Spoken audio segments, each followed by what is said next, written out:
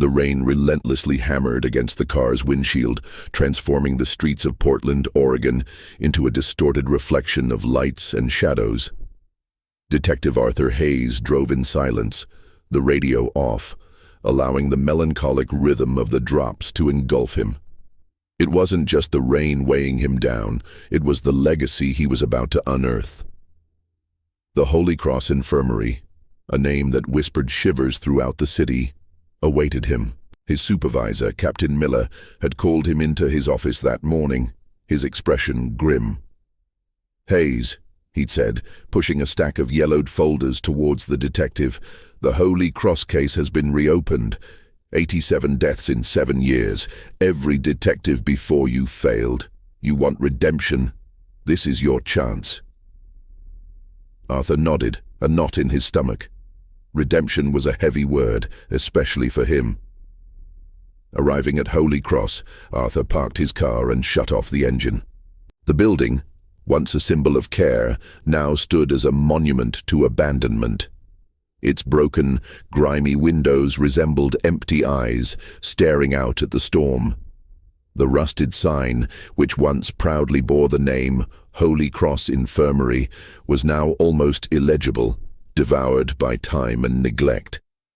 The biting breeze sweeping through the parking lot carried the scent of mildew and something else, something indescribable, that hinted at pain and closely guarded secrets. He retrieved his flashlight from the passenger seat and stepped out, feeling the heavy, damp air from the still falling rain.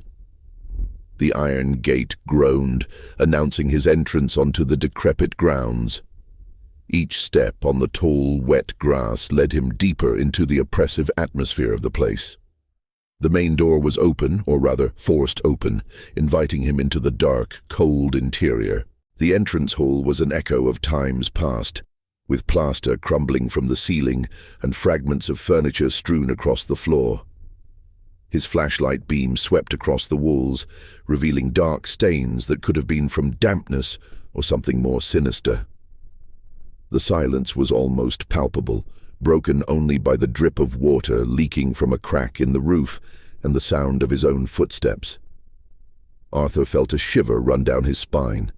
It wasn't just the cold, it was the sensation that, even empty, the infirmary still held its former inhabitants, their last breaths trapped within its walls. He made his way to the old records room, a place Miller had highlighted as crucial. The door was jammed, and Arthur had to force it open. Inside, the disarray was even worse.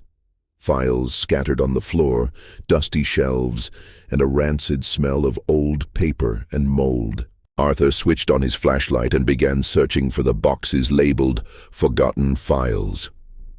He knew the previous cases had been closed due to lack of evidence, but Miller's persistence and the alarming number of deaths led him to believe there was more to unearth.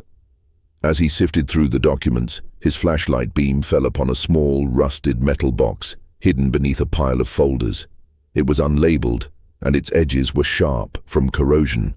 He pried it open with some difficulty, revealing a stack of yellowed photographs and a small, leather-bound journal. The photographs were faded, showing nurses and doctors from what appeared to be the 1970s, smiling awkwardly for the camera. But it was the journal that truly caught his attention. Its pages were brittle, filled with elegant cursive handwriting. The first entry was dated October 12, 1975. He scanned the first few lines. Another one gone. Mrs. Davies. They say it was heart failure, but I saw the fear in her eyes, just like the others. There's something wrong here, something deeply wrong. Arthur's heart quickened. This wasn't a standard medical record, it was a personal account. He flipped through more pages, noticing the increasing desperation in the entries. Dr. Thorne dismissed my concerns again. He says I'm imagining things, but I know what I saw. The shadows, the hushed whispers, the way they look at me. A floorboard creaked somewhere above him. Arthur froze, his hand instinctively reaching for the pistol holstered at his hip. He listened intently, but the sound didn't repeat. It was likely just the old building settling, or his own nerves playing tricks on him. He reminded himself that the infirmary had been abandoned for decades. Still, the silence felt heavier now, charged with an unsettling presence. He carefully placed the journal and photos into his evidence bag. This journal, whoever its author was, could be the key to understanding the horrific events that transpired within these walls. He continued his search, finding several patient files that appeared incomplete or strangely altered. Names, dates, causes of death. Many seemed to have inconsistencies when cross-referenced with the official police reports Miller had given him. Outside, the rain had intensified, drumming a relentless rhythm against the decaying structure. Arthur felt the chill seep into his bones. But it wasn't just the weather. It was the weight of the secrets he was uncovering, the lives lost, and the perpetrators who had seemingly escaped justice. The Holy Cross Infirmary wasn't just an abandoned building. It was a tomb of forgotten victims, and Arthur Hayes was determined to bring their stories to light. He glanced at his watch. It was getting late, and he had enough to process for now. As he prepared to leave, a faint, almost imperceptible whisper seemed to drift from the shadows, a sound that made the hairs on the back of his neck stand up. He dismissed it as the wind, but the unease lingered. This was just the beginning. What dark secrets lurk beneath the surface of Holy Cross Infirmary? Don't miss a single chilling detail of Arthur Hayes' investigation. Subscribe to the channel now and hit the notification bell. This is a fictional story, but the terror feels real. Back at his cramped apartment, the rain still drumming against his window, Arthur Hayes laid out his findings from Holy Cross Infirmary. The metal box, the journal, and the incomplete patient files were spread across his small dining table, illuminated by the harsh glow of a desk lamp. He poured himself a cup of lukewarm coffee, the bitterness doing little to cut through the fatigue that had settled deep in his bones. The journal was his primary focus. The handwriting, though elegant, was sometimes shaky, especially in later entries, betraying the author's growing distress. The name Nurse Sarah Jenkins was meticulously written on the inside cover, along with a date, initialed October 10th, 1975. Sarah Jenkins. Arthur had a faint recollection of the name from the initial police reports, a nurse who had disappeared shortly after the string of deaths began. Her disappearance was ruled a runaway case, a common enough occurrence in a city like Portland, especially in the turbulent 70s. But now, with this journal, her story was taking on a far more sinister hue. He began reading from the first entry, losing himself in Sarah's words. She detailed her daily routine, the mundane tasks, and then slowly, the unsettling observations. The unusually high number of natural causes deaths, primarily among elderly patients and those with no living relatives. The dismissive attitude of Dr. Thorne, the infirmary's chief physician, whenever she raised concerns. Sarah described hushed conversations between Thorne and other staff members, a palpable tension whenever she entered a room. One entry, dated November 5th, 1975, sent a jolt through Arthur. Sarah wrote, "They're experimenting. I saw it, not with medicine but with fear. Dr. Thorne has a way of making them vulnerable. He calls it therapeutic anxiety. But it's cruelty. I saw Nurse Evelyn administering something, not the usual sedative. The patients become agitated, then quiet. Too quiet." Arthur reread the passage, his brow furrowed. Therapeutic anxiety? It sounded like a euphemism for torture. He knew that in the 70s, medical ethics were far less stringent than today, and institutions often operated with little oversight, especially private ones. He cross-referenced the names Sarah mentioned in her journal with the incomplete patient files he'd brought back. Mrs. Davies, Mr. Henderson, Eleanor Vance, all were listed as having died of natural causes, often cardiac arrest, within days or weeks of Sarah's journal entries noting their deteriorating mental states. The official reports were sparse, often lacking detailed autopsy findings. It was as if their deaths were expedited, swept under the rug. A chilling thought formed in Arthur's mind. Could these deaths be connected, not by a single killer, but by a systemic, institutionalized form of murder? Were Holy Cross Infirmary staff deliberately inducing fatal conditions, perhaps under the guise of medical treatment? The idea was monstrous, almost unbelievable, yet the evidence Sarah's journal provided painted a vivid and disturbing picture. He pulled out the old photographs he'd found in the metal box. He recognized Dr. Thorne from one of the group photos, a stern-looking man with thin spectacles and a surprisingly kind smile that now seemed sinister. He searched for Nurse Sarah Jenkins, finding her in a few shots, always in the background, her eyes seeming to hold a glimmer of apprehension, even in posed photographs. He also identified Nurse Evelyn, a tall woman with sharp features standing too close to Dr. Thorne in one picture, a faint, almost imperceptible smirk playing on her lips. Arthur knew he needed to find out more about Dr. Thorne and Nurse Evelyn. Where were they now? Were they still alive? If Sarah's journal was accurate, they were at the heart of this conspiracy. He pulled out his laptop and began searching old public records, newspaper archives. It was a long shot. Tracking down people from decades ago without current addresses was like searching for ghosts.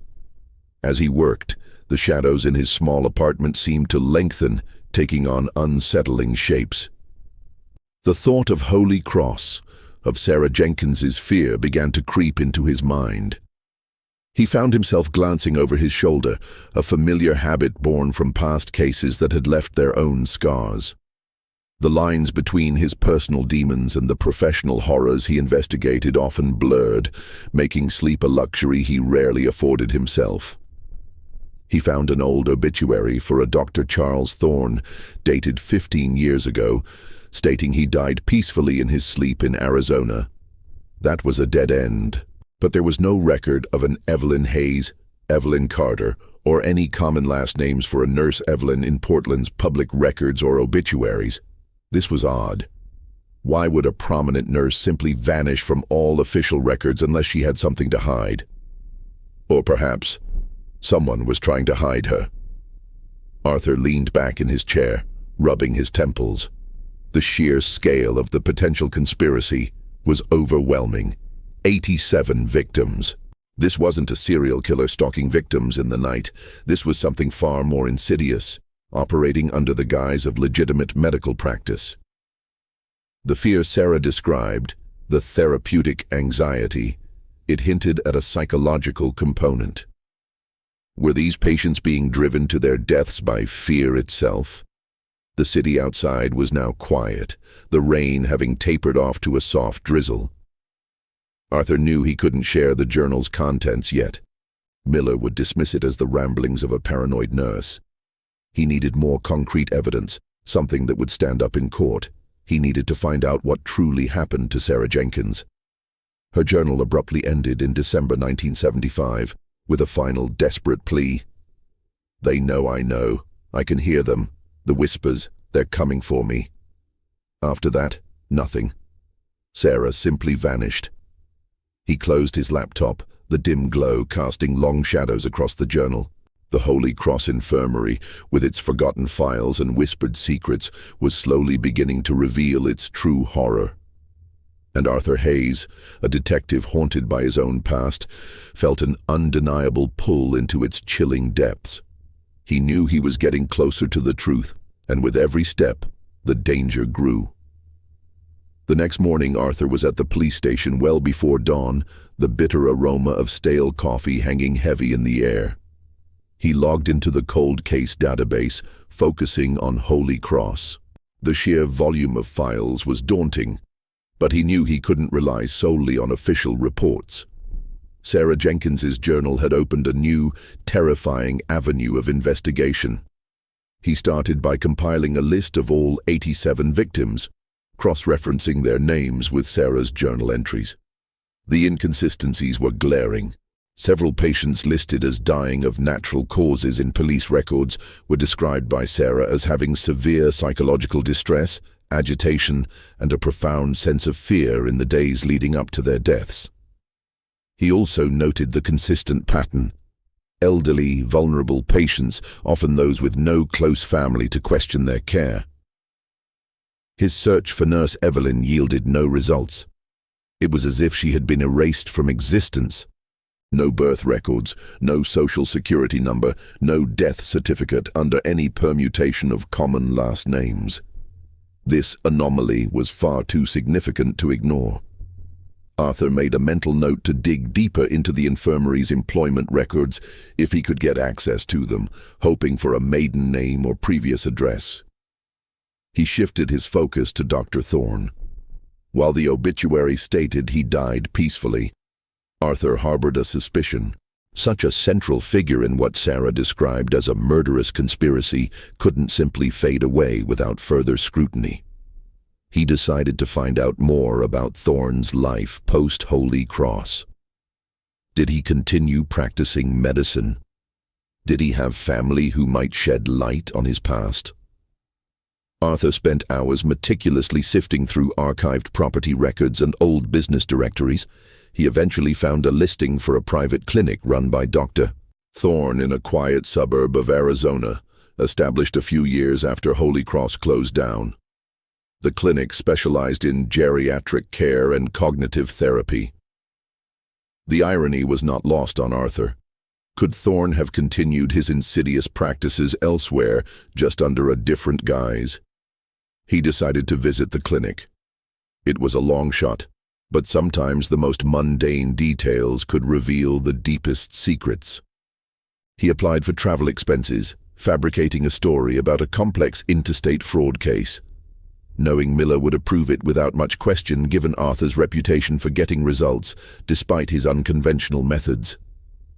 Before leaving, Arthur revisited the files, specifically looking for the first recorded death at Holy Cross that fit the suspicious pattern. This patient zero could hold crucial clues. He found the case of Eleanor Vance, a 78-year-old woman admitted for pneumonia in late 1975, the very month Sarah Jenkins started her journal.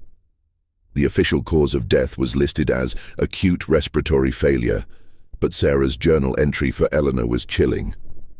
Eleanor is terrified. She whispers about shadows in her room, about voices telling her she's worthless, that she deserves to die. Dr. Thorne keeps her isolated, says it's for her own good. I saw him outside her door, just listening, a strange smile on his face. She stopped eating yesterday. This detail sent a wave of unease through Arthur. The shadows, the voices. It wasn't just fear Sarah was describing, but a systematic psychological torment. Could Thorne have been driving his patients to despair, to a point where their will to live simply extinguished? It was a far more insidious form of murder than he had ever encountered. The thought of elderly, vulnerable patients being subjected to such cruelty made his blood run cold. He decided to reach out to the medical examiner's office. It was a long shot, given the age of the cases, but he wanted to see if any of the original autopsy reports for the Holy Cross victims had been preserved, or if there were any unusual findings that might have been overlooked. He spoke to Dr. Lena Petrova, a sharp and efficient ME who had a reputation for thoroughness. She agreed to dig into the archives, warning him that many older records were often incomplete or lost.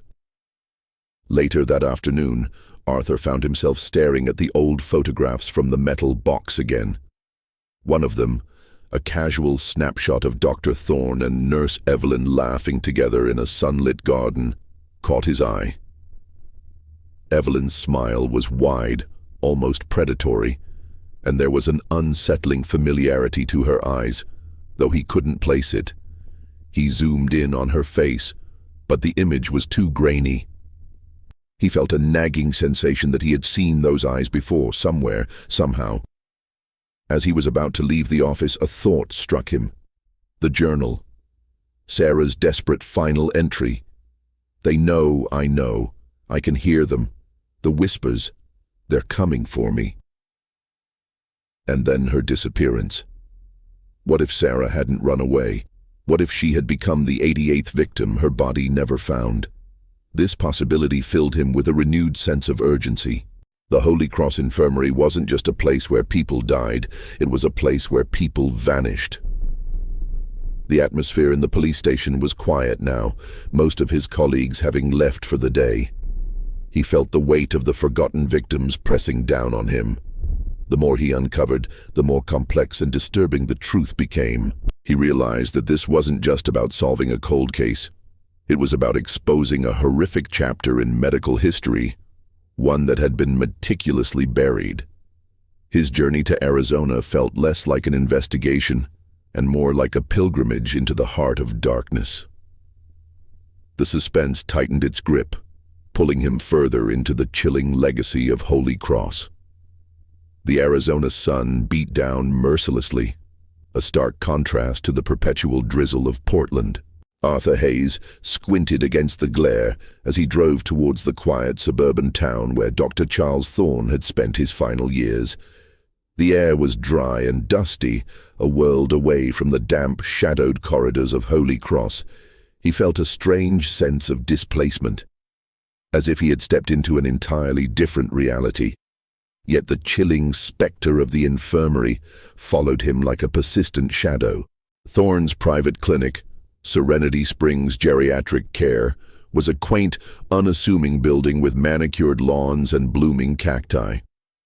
It exuded an atmosphere of calm and tranquility, a facade that seemed to mock the horrors Arthur suspected lay beneath Thorne's medical career. He parked his rental car and observed the clinic for a while. Elderly patients, some with canes, others assisted by nurses, walked slowly through the gardens. It looked idyllic, almost too perfect. He decided to approach the clinic as a prospective client, seeking care for a fictional, ailing relative. He introduced himself to the receptionist, a kindly older woman with a perpetually gentle smile, who seemed to have worked there for years. "I'm inquiring about Dr. Thorne's legacy," Arthur began, feigning a respectful tone. "My aunt. She was a great admirer of his work." The receptionist, whose name tag read Martha, brightened. "Oh, Dr. Thorne was a wonderful man, a true visionary in geriatric care. He helped so many people find peace in their final years." Arthur's stomach churned at the word peace. He knew what kind of peace Thorne might have offered. He steered the conversation towards the clinic's history, asking about its early days. Martha spoke fondly of Thorne, describing him as deeply dedicated, albeit a bit eccentric. "He had a very unique approach to therapy," she mused. "He believed in confronting anxieties gently, of course. Said it helped patients find closure." Arthur's mind immediately went to Sarah Jenkins's journal. Therapeutic anxiety. This was it, the same methodology, repackaged. "Did he ever mention his previous work?"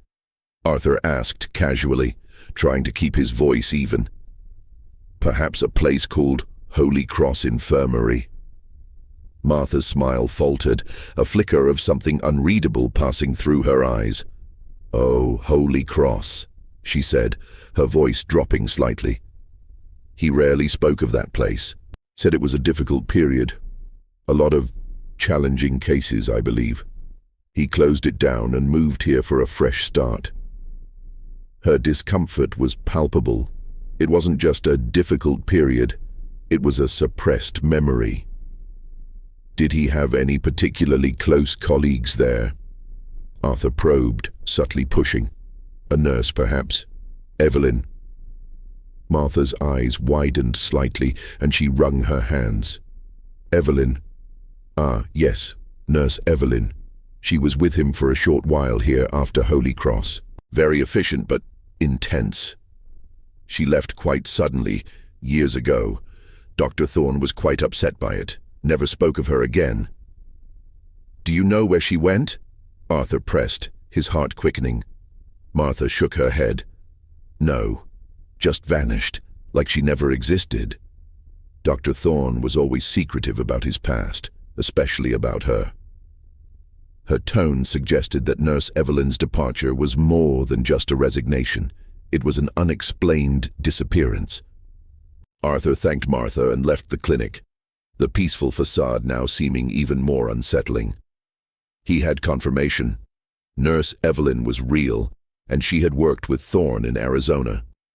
Her sudden disappearance here, mirroring Sarah Jenkins's, was no coincidence. He had a strong suspicion that Evelyn's disappearance was not a result of simply leaving, but of being silenced, perhaps by Thorne himself, or by someone else involved. He decided to visit Dr. Thorne's former residence, listed in the archived records. It was a modest house on a quiet street. A for sale sign stood in the yard. Arthur approached the real estate agent, feigning interest in purchasing the property. He managed to get a tour, hoping to find any overlooked personal effects. The house was meticulously clean, stripped bare of most personal belongings, as if the past had been carefully erased.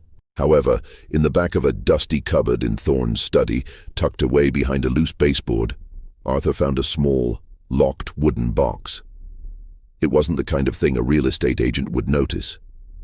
He picked the lock with a set of tools he always carried, a skill he'd picked up from an old case. Inside, among old letters and expired bank statements, was another journal. This one, unlike Sarah's, had no name on it. The handwriting was different, more erratic, filled with diagrams and medical notations. It seemed to be Thorne's personal research log. He flipped through the pages. The entries detailed psychological experiments, studies on fear response, and the effects of prolonged anxiety on the human body. He saw sketches of brainwave patterns, physiological data, and terrifyingly, notes on induced vulnerability and terminal suggestion. Thorne wasn't just experimenting. He was perfecting a method of psychological manipulation to bring about physical collapse. One entry explicitly stated, "The mind, when sufficiently stressed, can become its own executioner. The heart follows." Arthur felt a chill deeper than any he'd experienced in the Holy Cross Infirmary. Thorne wasn't a doctor. He was a silent, calculating killer, using fear as his weapon. And Nurse Evelyn was his accomplice, perhaps even his enforcer. The realization hit him with full force. The 87 victims at Holy Cross weren't merely dying of natural causes, or even direct poisoning. They were being terrified to death. And Sarah Jenkins, the brave nurse who tried to expose him, had paid the ultimate price for her courage. He photographed every page of the journal before carefully replacing it and closing the box, ensuring no one would suspect it had been tampered with. He knew he had to leave the wooden box exactly as he found it. The evidence was damning, but he needed a way to link Thorne's methods directly to the Holy Cross deaths, beyond Sarah's personal account. He also needed to understand Nurse Evelyn's role, and crucially, find out what truly happened to her and Sarah. As Arthur drove away from Thorne's seemingly peaceful home, the desert sun began to set, painting the sky in fiery hues. But for Arthur, the world was steeped in shadow. He had found the mechanism of death, the how, but the why remained elusive. And the chilling possibility that Nurse Evelyn, if still alive, might be a key player, or perhaps another victim, added another layer of grim suspense to the unfolding mystery. He knew this case was far from over. Back in Portland, the city's familiar dampness offered little comfort to Arthur Hayes. Dr. Thorne's journal, now digitally stored and meticulously analyzed, painted a terrifying picture. The detailed notes on terminal suggestion and induced vulnerability confirmed Sarah Jenkins's fears. Thorne wasn't just observing fear, he was cultivating it, nurturing it until it consumed his patients, leading to their physiological collapse. The concept was chilling, a killer who left no physical trace, only the profound psychological scars on his victims that ultimately led to their demise. Arthur presented his findings to Captain Miller. He showed him the journal entries from Sarah Jenkins, cross-referenced with Thorne's research notes. Miller, initially skeptical, grew visibly disturbed as Arthur explained Thorne's methodology. "So, he literally scared them to death?" Miller muttered, running a hand over his face. "This is beyond anything I've seen." "It's a psychological weapon, Captain," Arthur affirmed. "He exploited their fears, their loneliness, their fragile states. And Holy Cross Infirmary was his laboratory." "And Nurse Evelyn?" Miller asked, his eyes narrowing. "What was her role in all this?" "That's the missing piece," Arthur admitted. "Martha, the receptionist at Thorne's Arizona clinic, confirmed Evelyn worked with him there, briefly, after Holy Cross. Then she vanished, just like Sarah. No records, no trace." Miller leaned back in his chair, a thoughtful expression on his face. "If she was Thorne's accomplice, she's a ghost. But if she was another victim, then we have a pattern." He paused. Or maybe she was both, an accomplice who became a liability.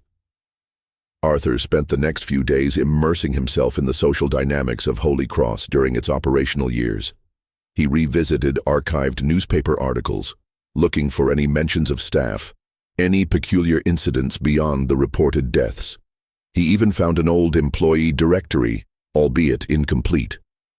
Nurse Evelyn's full name was listed as Evelyn Albright. This was the breakthrough he needed.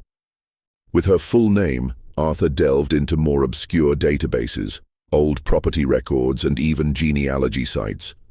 He struck gold. Evelyn Albright had a sister, a woman named Clara Albright, who still lived in a quiet town in rural Oregon, nearly 2 hours from Portland. The address was current. This was a direct lead, a living link to Nurse Evelyn. He also received a call from Dr. Lena Petrova at the medical examiner's office. She had managed to retrieve some of the original autopsy reports for Holy Cross victims, though many were indeed lost or incomplete. "Detective," she said, her voice grave, "there are consistent findings across the ones I have. No physical trauma, no clear signs of poisoning, but almost all show elevated levels of stress hormones, particularly cortisol, and signs of extreme psychological distress leading to heart failure or acute respiratory issues. It aligns with what you described, the body giving up under immense psychological strain." This was crucial validation. Petrova's findings corroborated Thorne's journal and Sarah's observations. It wasn't just Arthur's theory, it was a scientifically supported conclusion. The Holy Cross Infirmary was indeed a place where patients were driven to their deaths by fear. The next morning, Arthur drove out to Clara Albright's address. The journey was long, taking him away from the city's sprawl into winding country roads, past dense forests and small, isolated farms. The sun was trying to break through the overcast sky, casting a diffused, hazy light. He felt a sense of anticipation mixed with apprehension. Clara Albright might be Evelyn's only living relative, and she might hold the key to understanding Evelyn's involvement or fate. He found Clara's house nestled amongst a grove of old oak trees, a modest, well-kept home with a small garden. He approached the front door and knocked. After a moment, a frail, elderly woman with kind, tired eyes answered. Her face was etched with the lines of age and, perhaps, quiet sorrow. "Ms. Albright?" Arthur asked, showing his badge. "I'm Detective Hayes. I'm investigating an old case involving the Holy Cross Infirmary. I believe your sister Evelyn Albright worked there." Clara's eyes widened slightly, and her hand instinctively went to her chest. "Evelyn?" she whispered, her voice reedy. "It's been so long. What about her?" Arthur explained gently about the reopened investigation, omitting the more gruesome details for now. He mentioned Dr. Thorne and the suspicions surrounding the deaths. Clara invited him in, her movements slow and deliberate. Inside, the house was filled with old photographs and crocheted blankets. It smelled of lavender and forgotten memories. Clara sat on a faded floral couch, her hands clasped tightly in her lap. Evelyn was complicated, Clara began, her gaze fixed on a distant point. She was always very intelligent, ambitious. But she was also easily influenced, especially by stronger personalities. When she started working for Dr. Thorne at Holy Cross, she changed. She became secretive, distant. She'd come home looking pale, with dark circles under her eyes. She often spoke of difficult patients and necessary treatments that didn't sound right. Did she ever mention anything specific about Dr. Thorne's methods? Arthur pressed, leaning forward slightly. Clara hesitated. She once said he had a gift for understanding people's deepest fears. He could touch them, make them face their hidden anxieties. She seemed fascinated by it, almost in awe. But then she started having nightmares. She'd wake up screaming, talking about whispers, about shadows. She became paranoid. This was a critical detail. Evelyn, the accomplice, was also being affected by Thorne's methods, or at least by the environment he created. "And then she disappeared?"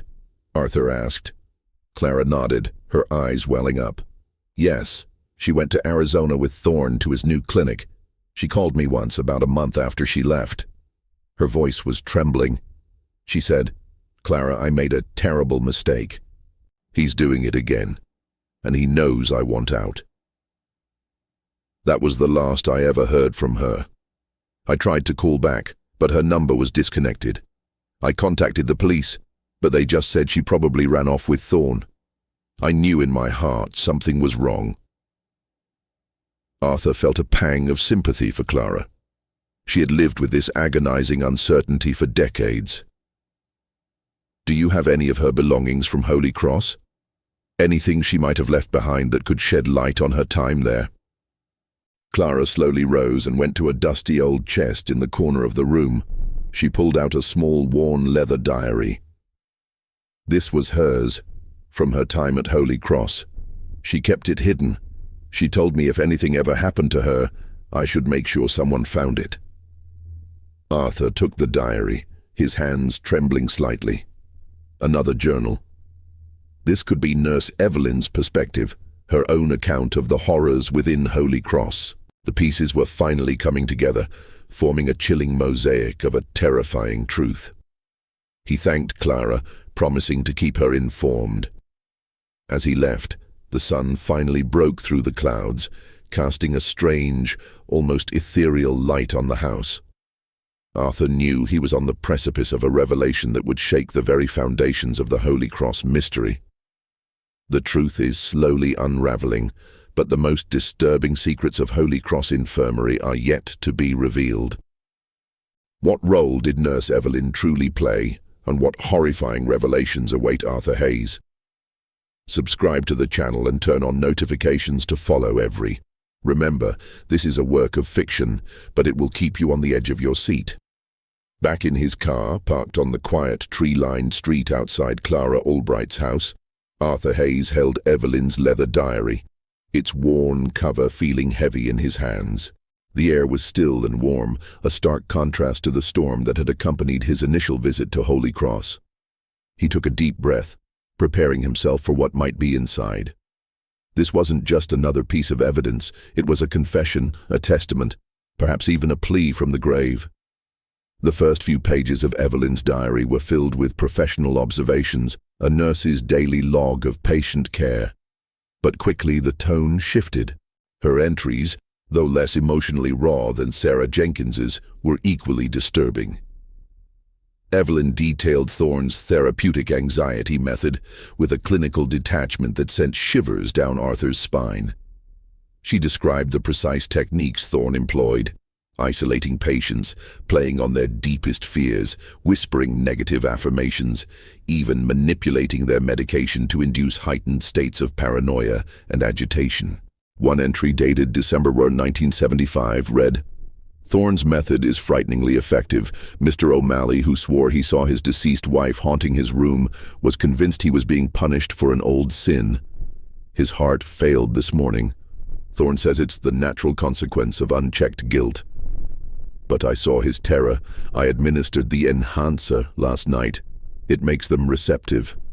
Too receptive. The enhancer. Arthur felt a cold dread settle over him. This was the missing link. Not just psychological manipulation, but a chemical agent to amplify the fear and accelerate the process of collapse. He had read about such possibilities in old, fringe medical journals, but to see it documented by an accomplice was chilling. This was systematic murder, carefully orchestrated and chemically assisted. Evelyn's diary revealed her own moral struggle. Initially, she seemed fascinated by Thorne's genius, by his ability to control the human mind. She saw herself as an integral part of groundbreaking research. But as the deaths mounted, and as she witnessed the raw terror in the patient's eyes, her conscience began to crack. Her entries became shorter, more fragmented, filled with self-loathing and a growing fear of Thorne himself. Sarah Jenkins is getting too close. An entry from December 15, 1975, stated, she suspects. Thorne is aware. He says she is a liability. I fear for her. And for myself. This confirmed Arthur's hypothesis. Sarah wasn't a runaway. She was silenced. And Evelyn, an unwilling accomplice, was next. The final entries were a desperate cry for help. He sees me. He knows I want out. He told me he has contingencies for disloyal partners. He knows about my sister Clara. I must leave. I must expose him. The last entry, dated January 2nd, 1976, was scrawled, almost illegible. He's found me, not safe. He spoke of a final treatment for me. The whispers, they're everywhere. After this, the diary ended abruptly, just like Sarah's journal. Evelyn had disappeared shortly after Thorne moved to Arizona, as Clara had confirmed. It was clear that Evelyn had tried to escape, but Thorne had caught up with her. The final treatment she mentioned was undoubtedly her own demise. She was not only an accomplice but also a victim, trapped in Thorne's web of psychological terror. Arthur closed the diary, his mind reeling. He now had the full picture. Thorne, a master manipulator, using psychological torment and a chemical enhancer to induce fear-driven deaths, meticulously disguised as natural causes. Evelyn, initially drawn in by his twisted genius, became an unwilling accomplice, ultimately paying the price for her complicity and her attempt to escape. Sarah Jenkins, the true hero, tried to expose the truth and was silenced. The 87 victims were not just numbers. They were individuals whose last moments were filled with unimaginable terror. He immediately called Dr. Lena Petrova again. Lena, I have new information. I need you to look for any signs of a specific chemical agent, something that could enhance psychological suggestibility, induce extreme anxiety, or accelerate cardiac arrest. He described the enhancer as vaguely as possible, not wanting to tip his hand too early. Petrova, intrigued by the specificity, promised to delve into obscure toxicology literature. Arthur also contacted his old contact in the FBI's Behavioral Analysis Unit, Agent Mark Jensen. Jensen was an expert in psychological profiling and complex long-term criminal patterns. He provided Jensen with a sanitized version of the case, focusing on Thorne's methods and the number of victims, but holding back Evelyn's diary and Sarah's journal for now. Jensen listened intently. This is highly unusual, Hayes. A psychological serial killer operating within a medical institution using fear as a weapon. It's ingenious and horrifying. Jensen agreed to review the patterns and offer his insights. He suggested looking into any former staff from Holy Cross who might still be alive, especially those who were loyal to Thorne, but not directly implicated in the deaths. They might have observed something, or even been inadvertently involved. As Arthur drove back to Portland, the setting sun cast long, unsettling shadows across the highway. He had unraveled a horrific conspiracy, but the case wasn't closed. Thorne was dead, But there were likely others involved, or at least aware of his actions, who had allowed this to happen. And the missing bodies of Sarah and Evelyn still haunted him. He knew that the ultimate justice for the 87 victims, and for Sarah and Evelyn, lay in exposing the full truth, no matter how disturbing. The suspense deepened, with every turn of the wheel bringing him closer to a chilling confrontation with the past. With Evelyn's diary providing the crucial link, Arthur Hayes felt the case solidify. Dr. Lena Petrova, after research, confirmed a class of obscure compounds from the 70s could induce extreme panic and cardiac issues, leaving minimal traces, mimicking natural causes. This perfectly matched Thorne's enhancer, proving the sophisticated, premeditated nature of the murders. Arthur's conversation with Agent Mark Jensen from the FBI's BAU also provided insights. Jensen confirmed Thorne's methods fit a psychological serial killer who used fear as a weapon, breaking victims rather than directly harming them. He advised Arthur to seek out any surviving minor staff from Holy Cross, as they might have observed crucial details. Arthur compiled a list of former Holy Cross employees, finding one promising lead. Benjamin Ben Carter, a former night orderly, now in his late 70s, living in a small Portland retirement community. He drove to the community, a peaceful collection of bungalows. Ben Carter was a quiet, unassuming man with watery blue eyes. He was hesitant, his memories of Holy Cross clearly painful. "It was a dark place," Ben rasped. "I just pushed carts, cleaned floors, but you couldn't ignore the screams." Arthur gently pressed him, explaining he was seeking justice. Ben's eyes clouded when Thorne and Evelyn were mentioned. Dr. Thorne was strange, always had hushed meetings with Nurse Evelyn late at night, Ben recounted. She was his shadow. But then, she started to look scared herself. And the patients, they'd wake screaming about spiders, drowning, being buried alive. Then they'd just give up. Look at you with hollow eyes. "Did you ever see anything unusual administered?" Arthur asked carefully. Ben hesitated. "Once," he whispered. "Nurse Evelyn, late. She was in Mrs. Vance's room. She had a small vial, clear liquid, injecting it into Mrs. Vance's IV. She saw me. Her eyes were terrified. She put a finger to her lips, then fled. The next morning, Mrs. Vance was gone. They said heart failure. This was it. An eyewitness. Ben Carter had seen Evelyn administering the enhancer, directly linking her to the deaths and corroborating the diaries. "Did you ever see Nurse Sarah Jenkins?" Arthur asked.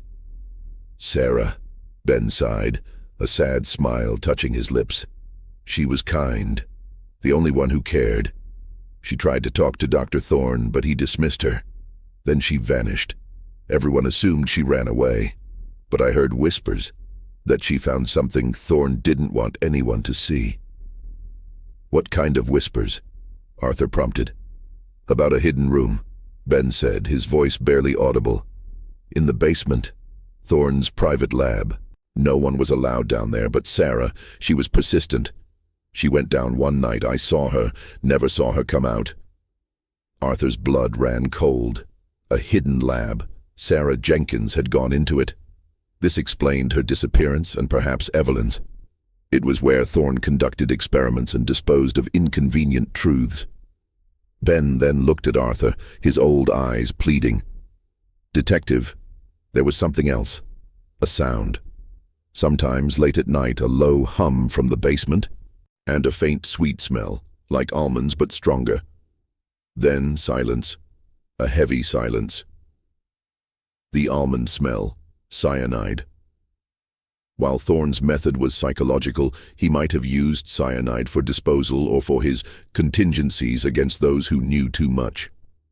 Arthur thanked Ben, promising his testimony would not be in vain. He knew he had to revisit Holy Cross, targeting the basement and Thorne's hidden lab. The pieces were falling into place, forming a gruesome picture. Sarah and Evelyn, courageous in their own ways, likely met their end in that lab. This realization fueled his determination to expose the full truth. Ben Carter's chilling testimony propelled Arthur Hayes back to Holy Cross Infirmary. The building's oppressive silence felt more menacing now, charged with the basement's secrets. Fog had rolled in, shrouding the infirmary. Arthur had requested backup, a small tactical unit for hazardous materials and potential human remains. Captain Miller, convinced, approved. As the tactical unit secured the perimeter, Arthur, with 2 officers, descended into the decaying basement. The air grew heavy, thick with damp earth, mildew, and a faint metallic odor. His flashlight cut through the gloom, revealing rusted pipes, cobweb-laden rooms, and discarded equipment. Ben Carter mentioned a hidden lab, Arthur explained, showing a sketch. He heard a hum and an almond-like smell. Look for anything suggesting a concealed entrance or reinforced areas. They searched systematically. After nearly an hour, Officer Ramirez called out, "Detective, over here." Ramirez stood before a concrete wall, revealing faint seams and a hollow sound when tapped. "There's an outline here," he said, tracing a rectangle. They found a cleverly disguised latch behind a loose brick. With a heave, the wall slid inward, revealing a dark, narrow passage. Stale, heavy air rushed out, carrying a stronger, sickeningly sweet almond scent. Arthur felt cold dread. This was it. He shone his flashlight down the passage. It sloped into absolute blackness. "Careful," Arthur warned, drawing his pistol. "Stay alert." They moved slowly, footsteps echoing. The passage opened into a larger chamber. Thorne's hidden laboratory. The room held antiquated medical equipment, rusted operating tables, vials, beakers, and Thorne's crude EEG machine connected to a restrained chair. The air was thick with the lingering chemical smell. On a dusty workbench, amidst notes and syringes, Arthur found a small, intricately carved wooden box. He forced it open, revealing 2 tarnished silver lockets and a yellowed piece of paper. One locket held a faded photo of Nurse Sarah Jenkins, the other, Nurse Evelyn Albright. The paper was a chilling confession in Evelyn's handwriting, dated January 10th, 1976. "To whom it may concern, my name is Evelyn Albright. I write this in Dr. Thorne's hidden laboratory. I fear this is my last confession. I was an unwilling accomplice to his horrifying experiments. He used the enhancer to amplify patients' fear, causing their collapse. He drove them to death through psychological torture, then concealed their bodies. Sarah Jenkins discovered his methods. She confronted him here. He trapped her, administered the enhancer, then used cyanide gas. She died here fighting for the truth. He buried her somewhere on the grounds, a shallow grave by the old oak. He called it a warning. He intends to do the same to me. He suspects my defiance. He knows I contacted Clara. He called it my final treatment. I leave this hoping someone finds it and exposes him. He is a monster. I beg forgiveness for my part." The confession ended abruptly. Evelyn's fear and regret were palpable. Arthur scanned the room, noticing a faint, almost invisible door at the far end. The metallic almond smell was stronger here. The tactical unit's hazmat team arrived. They carefully opened the door, revealing a small soundproof chamber. Inside was a rudimentary gas chamber, faintly smelling of cyanide. Tucked into a hidden recess were 2 skeletal remains, partially wrapped in old sheets. One had a nurse's watch, the other a locket identical to the one he held. These were Sarah Jenkins and Evelyn Albright, their final resting place, hidden in Thorne's operation. Ben Carter's hum was likely the gas chamber's ventilation, the almond smell, residual cyanide. Thorne hadn't just killed them, he dehumanized them, disposing of them in secrecy. Arthur felt profound sorrow and righteous anger. The forgotten files, the whispers, the chilling journals, they all led here. Holy Cross Infirmary's terrifying secrets and its victims' fates were finally exposed. The suspense, the creeping dread, now gave way to a somber satisfaction. Justice, however belated, was within reach. The discovery of Sarah Jenkins's and Evelyn Albright's remains, along with Evelyn's chilling confession and Thorne's gas chamber, sent shockwaves through the Portland Police Department. Captain Miller addressed the media, outlining the horrific findings.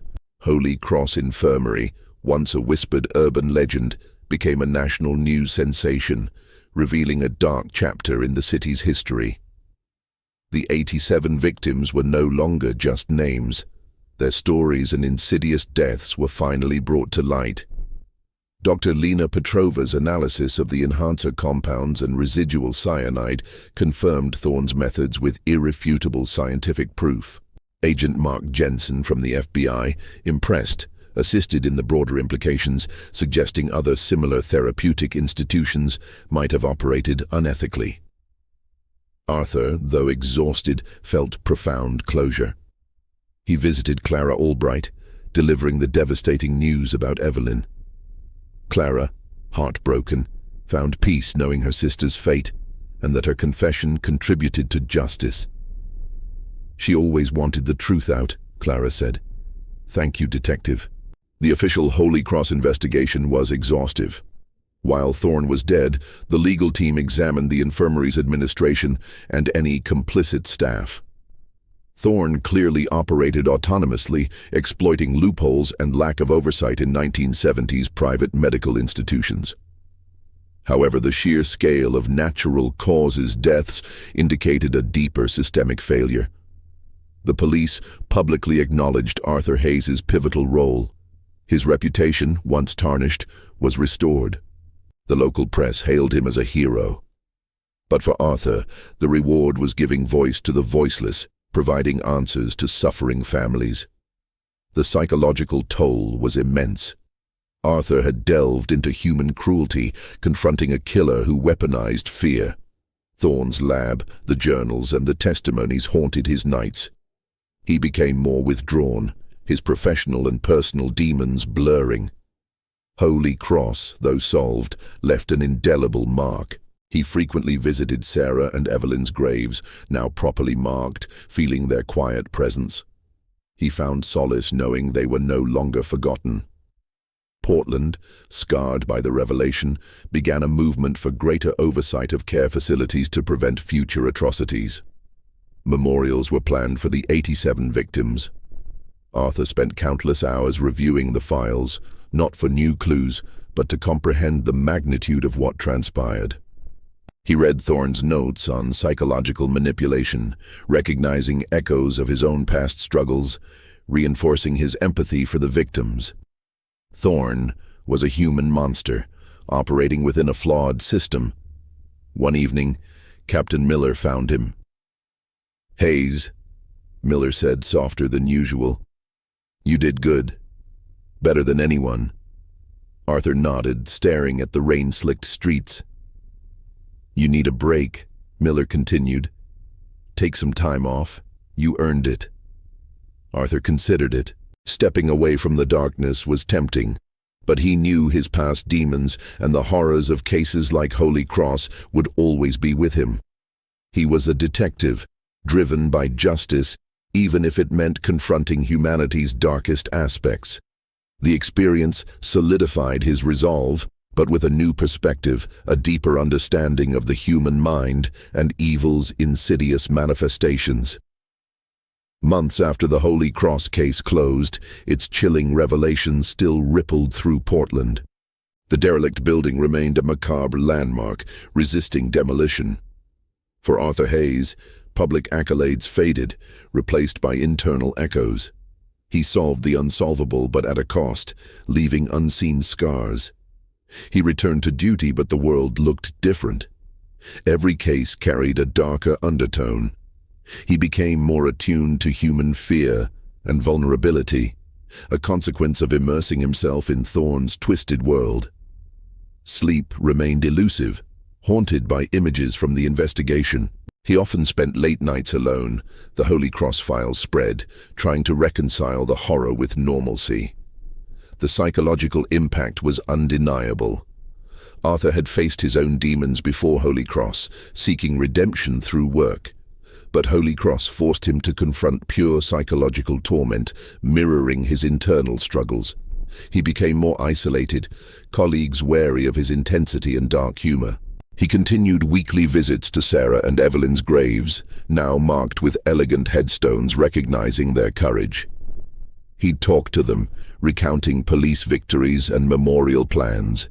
It was his silent ritual of remembrance. One crisp autumn evening by the Willamette River, Arthur watched city lights shimmer. He thought of Thorne, his meticulous planning, his ability to weaponize vulnerability. It was a terrifying reminder that monsters wore human faces. He scrolled through news articles about Holy Cross. The public was outraged. Victims' families found answers, however painful. Documentaries and books were in the works. The forgotten files were forgotten no more. Suddenly, a voice broke his reverie. "Detective Hayes." He turned to see Laura Vance, a young woman with a camera.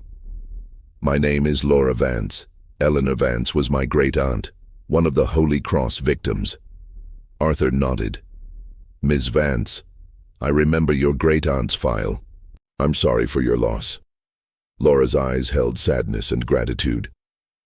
"I wanted to thank you. My family knew something was wrong, but had no proof. You brought us closure. You gave her back her dignity." Arthur felt a rare warmth. This was why he did it. "It was my duty, Ms. Vance. Sarah Jenkins and Evelyn Albright were the real heroes." Laura nodded. "I'm a journalist, working on the psychological aftermath of cases like Holy Cross. How people cope, how the city heals." She paused. "And how those who expose it carry the weight." Her gaze was insightful. Arthur looked back at the river, a profound weariness settling. "The weight is always there, Ms. Vance. It becomes part of you. But so does the knowledge you made a difference, that you fought for those who couldn't."